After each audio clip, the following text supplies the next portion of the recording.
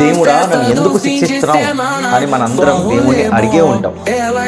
చూడండి, ఒక మంచి పని చేసినప్పుడు, మంచి కర్మం చేసినప్పుడు 10 మంది సాయం కోసం వస్తే ఒక 5గురైనా నిందేయడానికి ఆపడానికి వస్తారు. మీరు ఎన్ని మంచి కర్మాలు చేసినా, ఎన్ని పూజలు హోమాలు చేసినా, ఎంతమందికి సాయం చేసినా కూడా మీ కరెంట్ సిచ్యువేషన్ అనేది మారదు. అప్పుడు మనం దేవుడిని అడుగుతాం, మనకి ఎందుకు శిక్షిస్తున్నావు దేవుడా అని అడుగుతాం. దానికి దీనిలో కూడా కృష్ణుడిని చూడాలి.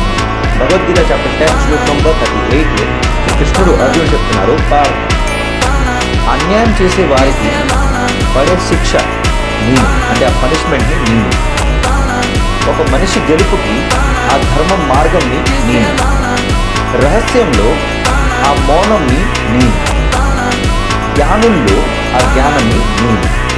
ఈ శ్లోకం ద్వారా మనమేం తెలుసుకోవాలంటే, మన జీవితం పాస్ట్లో కానీ లేకపోతే గత జన్మలో కానీ ఏదైనా తప్పు మనం చేస్తుంటే దానికి శిక్ష అనేది తప్పదు.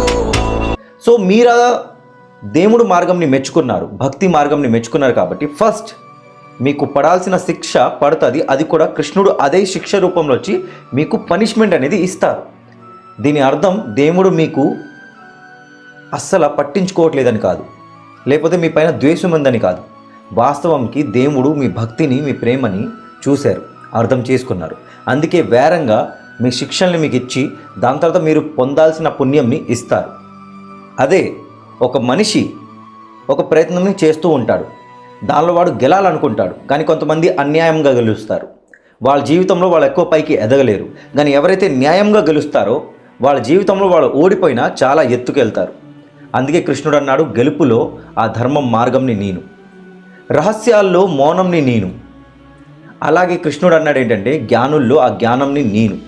చాలామంది మేధావులు ఉన్నారు ఈ లోకంలో, ఆ మేధావుల దగ్గర ఉన్న జ్ఞానం కూడా కృష్ణాయే.